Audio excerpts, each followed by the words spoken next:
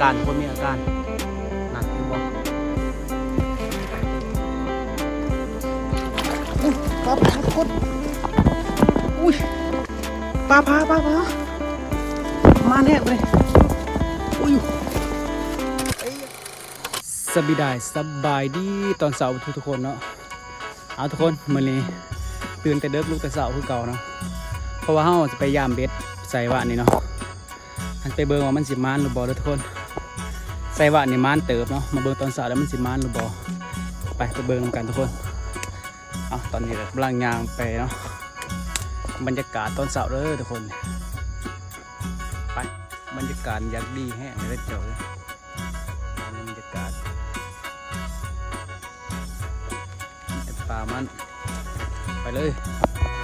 ไปเบิ่งล่างแหลกกับทุกคนมันว้าเอ้ยมันคือตึงๆอยู่เลย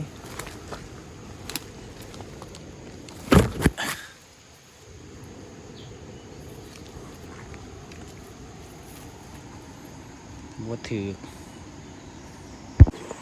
ตัวนี้ถือปลาอย่างน้อยตัวนี้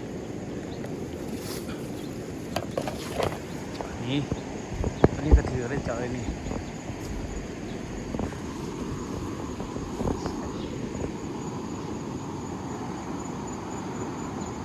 ปลาเสื่อมเนาะ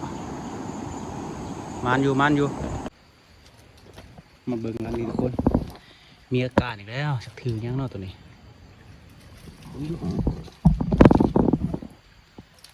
ถือปลาเสื่อมทุกคนโอ้มันเดี๋ยวไปปลดก่อนทุกคน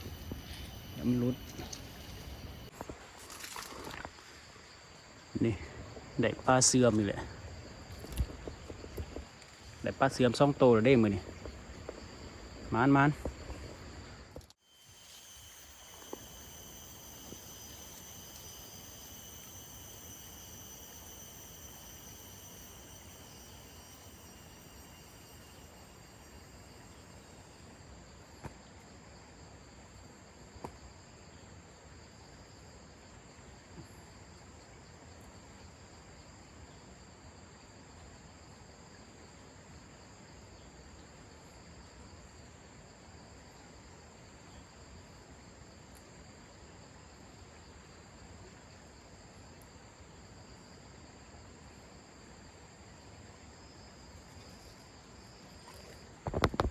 อะไรทุกคนลักนี่ก็มีอาการเนาะมาเบิ่งมาลุ้นเอาถือตัวยังนี่ปลายังเนาะตัวนี้เดี๋ยวตามเกาะให้เบิ่งทุกคน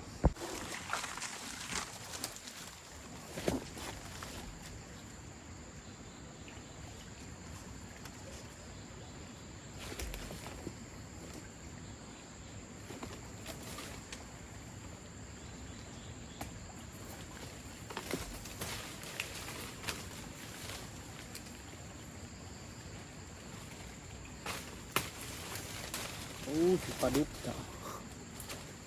ถือปลาดุกนะตัวนี้มันปลดก่อนทุกคนโอเคทุกคนเดี๋ยวจะพาไปยามผาพนันต่อเนาะ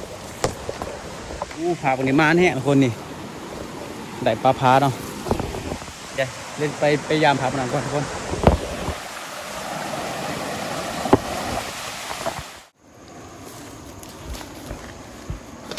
อุ้ยคน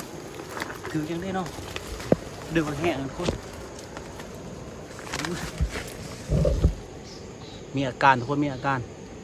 นั่นเห็นบ่อุ้ยปลาทุกคนอุ้ยปลามาแน่เลยอุ้ยไอ้ยะเจ้า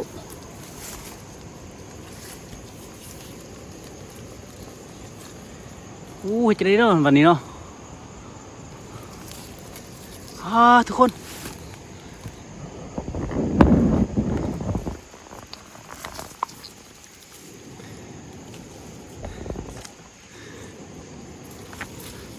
ถือป้าพาเนาะจะได้เนาะสิใส่บัดนี้ แล้วป่านนี้กระสอกบไดามาเนาะความหมานทุกคนเอ้ยถือปลาผาใส่เบ็ดเนาะ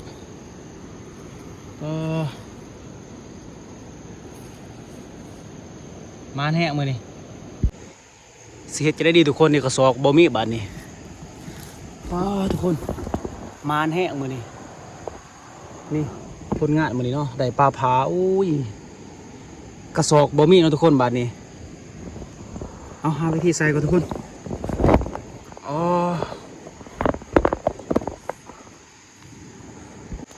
นี่ทุกคนเอาสิใส่ยังสิเลยเนาะนี่เพื่อความปลอดภัยไปเบิ่งกันต่อทุกคนทำไปเบิ่งล้างต่อไปเดี๋ยวไปเบิ่งล้างสุดท้ายด้วยทุกคนไปเบิ่งล้างสุดท้ายเลย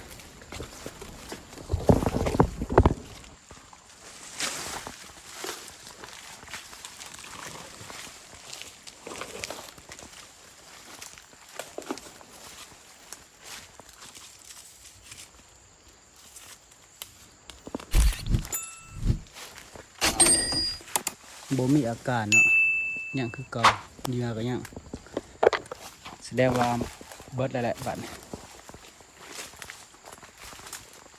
นี่ก็ยังคือเก่าน้ำมันบก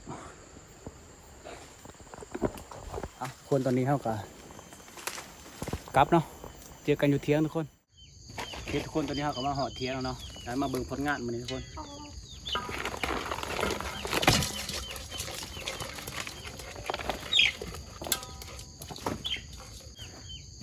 ทุกคนตอนนี้เขาก็มาหอดเที่ยงแล้วเนาะแล้วมาเบิ่งผลงานมันทุกคน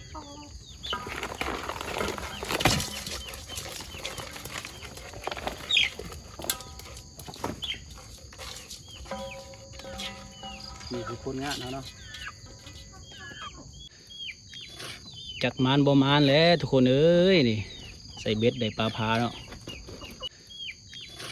จักมานบ่มานแล้วทุกคนเอ้ยนี่ใส่เบ็ดได้ปลาพาเนาะประมาณอยู่5 โลน่าจะ3 โล3-4 โลนะทุกคน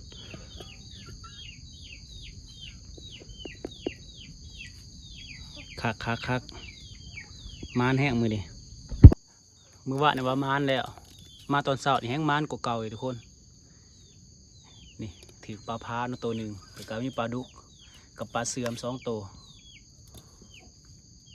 ถือว่ามานเติบทุกคนทุกคนเบอร์คินเนอร์ยืมกดไลค์กดติดตามเนาะเดี๋ยวต่อไปเราจะไปหาใส่เบ็ดมองได้อีกฝากติดตามด้วยทุกคนเดี๋ยวเจอกันคลิปต่อไปด้วยทุกคน